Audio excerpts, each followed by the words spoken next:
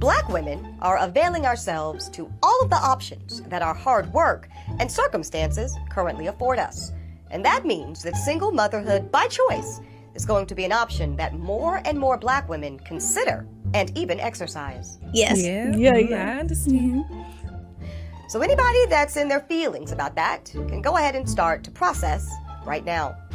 Because Black women that have the privilege to embark upon this expensive and oftentimes lengthy process will increasingly decide to forego marriages and partnerships that do not serve us and that are not in our best interests. And now that bypassing those insufficient relationships does not have to come at the expense of motherhood, well, frankly, it's a whole new world. A world in which Black women are no longer subject to the desperation of being chose, because now we get to do the choosing. Shut up. And as we choose, we do have to contend with the reality of a dismally small supply of Black sperm. Because most Black women on this journey, we want to create children that look like us and that look like our families, and that means we want Black sperm. Don't say it. And as we heard from Reese Brooks, it's the definition of slim pickings. And sometimes that means compromising on this aspect of your journey. Now, I am extremely fortunate that I was able to secure 2 vials of Black sperm from California Cryobank when I embarked on this part of my journey last fall. But I do know that I am an outlier. So I've got 2 concrete tips for single Black women who think this may be an option, either now or maybe later. Number 1, please check out Reproductive Village. It's a new Black-owned cryobank, and it's designed to help with this shortage of Black sperm. It's set to open its doors in D.C. later this year, and it will also have drop-off locations in Atlanta and Houston, Texas. And number 2, be proactive. I say go ahead and start looking right now for desirable Black sperm. You register with all 4 of the big cryobanks, and this includes California Cryobank, which I used, Seattle Sperm Bank, Fairfax Cryobank, and Zytex. Then you can scan the current options for Black sperm. And if you see some sperm that you like, I suggest go ahead and buying at least 2 vials right now. No. Even if you do not intend to use them anytime soon, trust me, it's better to have them than to be without them when the time comes. Oh my God. And listen, if you never need them, for whatever reason, what a wonderful gift to give to a friend or a sorority sister in need. God damn it! You can't make this shit up! And also, most of those banks, they allow you to resell the sperm back to the bank itself. Listen, I know that many are going to question or even indict the decision that I and many other Black women are making to become single mothers by choice. But I, like the women you heard from today, go by the creed of no regrets. What the hell are you talking about? I have, and many Black women have, too much love, too many resources, and too rich of a community not to share these gifts with children of our own. Children that will one day, no doubt, enrich and contribute to the next generation of Black America. Stop the cap. Stop the cap right now. Stop the cap.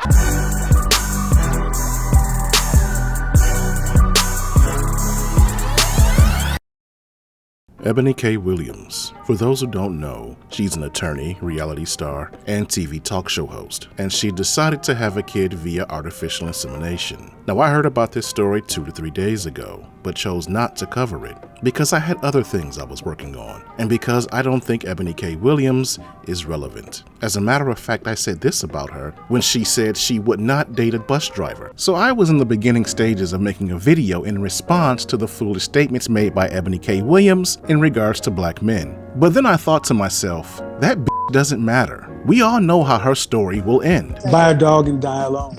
Now, God bless the content creators that are clowning her. She does deserve it, but why bother? Not even the types of men she says that she wouldn't date would want a woman like her for a wife. She's insufferable. None of those men are going to lose sleep over not having her miserable ass in their life. Her marriage market value is no better than Caitlyn Jenner or Dylan Mulvaney. Her anatomy is female, but she's just as masculine. And now that her 15 minutes of fame have been addressed, she can go back to doing whatever it is she was doing that we weren't paying attention to. Now let's move on to the topic at hand.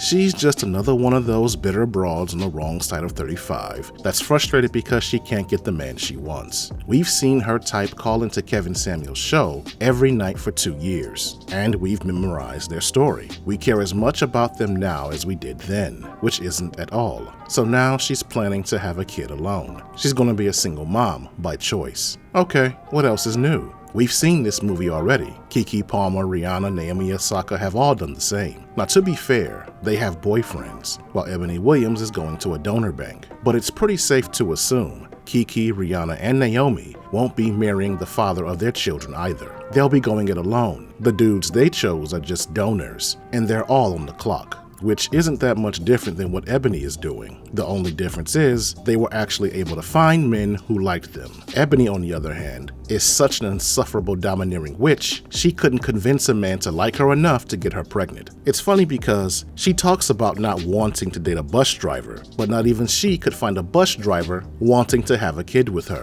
Or maybe she's such a control freak that she didn't want to share parental rights. Either way, she's a woman no man can get along with. But the reason why I'm talking about this is because of what she said. There are two prominent lies that she tells that I have to correct given the impact they'll have on the culture. Because I'm a critic of media, propaganda, and culture, and Eboni is a media figure that's propagating a false image into the culture. She's selling a false image of single motherhood. And by the way, I've spoken on this issue before in regards to Keke Palmer and Naomi Osaka. You can check both videos out if you like, but I'll be repeating a lot of the same talking points here. Anyway, on to lie number 1.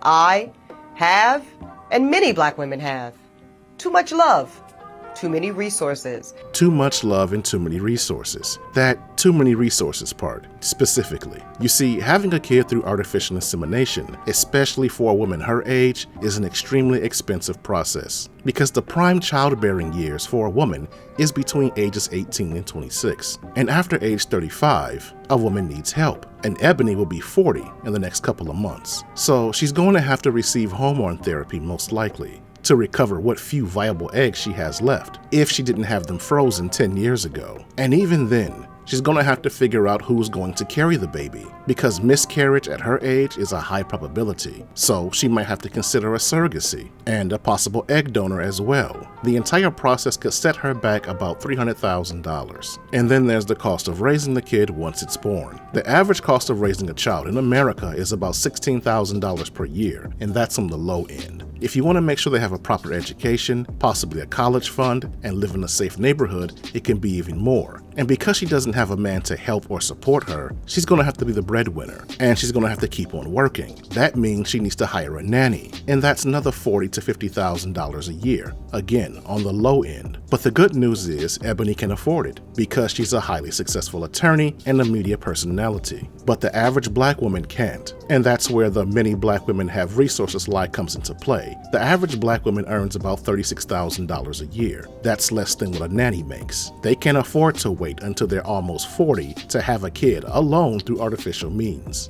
But Eboni is just throwing it out there like it's a reality for most women. And it's not. This only applies to the top 1 to 5% of women overall. Lie number 2. And too rich of a community not to share these gifts with children of our own. Children that will one day, no doubt, enrich and contribute to the next generation of Black America. She says children raised exclusively by women like her, with no man around, will enrich and contribute to the next generation of Black America. And that's the biggest lie she ever told. Because we have the stats, and we know the opposite is true. That in spite of outliers like LeBron James and Ben Carson, we know that 63% of self-deletion victims come from fatherless homes. That 90% of all homeless and runaway children come from fatherless homes. 70% of all juveniles in state-operated institutions and 85% of youth in adult prisons come from fatherless homes. 80% of people who commit non-consensual intercourse come from fatherless homes. Fatherless children are 6 times more likely to live in poverty and commit criminal acts than children raised in dual-parent households. Approximately 85% of children with behavioral disorders have been raised in fatherless homes, 20 times the national average. So the odds aren't good when it comes to a woman raising a kid without the leadership of a man. and neither are her chances of finding a man willing to be a stepfather. But just as I said before, when it came to Keke Palmer and Naomi Osaka, when they chose to be single mothers, few if any of the aforementioned applies to them. Likewise, nor will it apply to Eboni and her child, because money covers a multitude of sins. Eboni isn't the average woman. She's not average in looks, income, or status. She'll be able to find a stepdad if she wants one, just like Sierra did with Russell Wilson, but only because she's a good-looking woman with money and fame. But even if she doesn't marry, and her kid ends up with all the aforementioned problems, we won't know about it, because she has the resources to shield those struggles from our eyes. We'll only see the positives of what she's done, not the truth of it all. And that's the problem that I have with her putting this out there, because women are aspirational. They dismiss logic in favor of outliers. They reason like men, but they filter their decisions through their emotions. So if you tell a woman 2 + 2 is 4, she'll concede that you're right, but if she's emotionally attached to the idea that it might be 5, that's the answer she'll go with. So the average woman knows the devastating facts of having a kid alone. However, if they can just find one instance, one outlier, one exception to the rule, where everything just works out fine, that's what they'll put their faith in. 99% of women out there can't do what Eboni is doing, but a great deal of them will try, because they'll focus on how it worked out for her and other celebrities like her, but they won't have the same result. So to any woman that might be watching, don't listen to this witch. Unless you've got Eboni's money, beauty, and status, this will not work out for you. Your child will have all the behavioral issues I mentioned earlier, and you aren't likely to find a man who's willing to help you. You can dream and believe all you like and celebrate the celebrities who are successful single moms, but that's not your reality. And with that, I'm gonna close. And while I have you here, please be sure to check out the rest of my content. I'm sure there's something in my library you might enjoy. Here's a preview of one of my latest videos. As the late Kevin Samuels used to say, we see God being portrayed as a cosmic Santa Claus. Now, this is one of my biggest pet peeves with the modern church. Not Christianity, the church. This idea that God is supposed to provide a husband. Over and over again, I've heard pastor after pastor preach this nonsense to women. They say things like, pray for your future husband. And when they're no longer of marrying age, they say things like, marriage is a ministry, and not everybody was called to be married. So what they're doing is making it seem like marriage is something that God wills or ordains. Much like being a pastor, prophet, or elder. You have to be born with some special anointing to be a wife. And if you are chosen to be a wife, God will send you a man. And that's complete bullshit.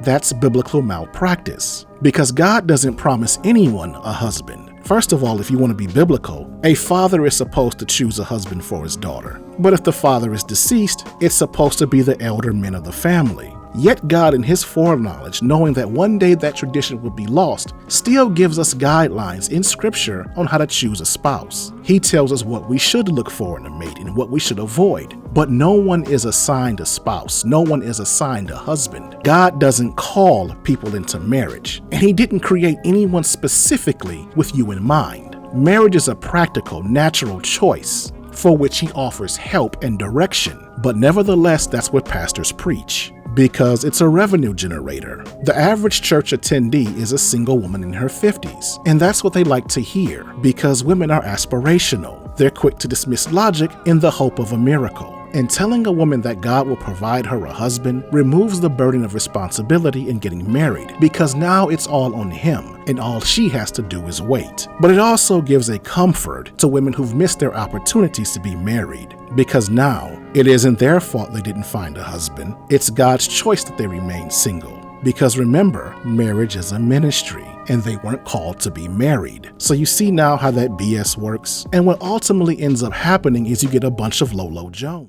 And that's all I have to say about it. What do you have to say about it? Leave a comment in the comment section and let's have a conversation.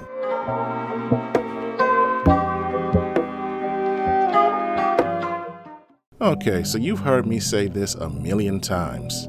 So if you like this video, please give it a like and leave a comment in the comments section and share the link on your social media platforms. And if you are new to my channel, please subscribe and turn on that notification bell. That way you'll get alerts every time I upload new content. This is the Layman's Journal. Thanks for stopping by. I'm out. Hell! Shut up! Shut up! Shut up! And while I do appreciate you sharing, subbing, and leaving comments, I'm going to ask that you take another step further in keeping the channel going. I set up a membership plan for those of you who would like to offer further support in the development of this channel. It's not anything expensive or special. I'm just asking for 99 cents a month, which is enough for me to continue doing the work that I do here. Help me! Help me! Help me! In the future, there will be additional tiers with added benefits, but for right now, I just need your support so that I can cover basic costs. So please, sign up so I can continue bringing you awesome content. This is the Layman's Journal. I'm out.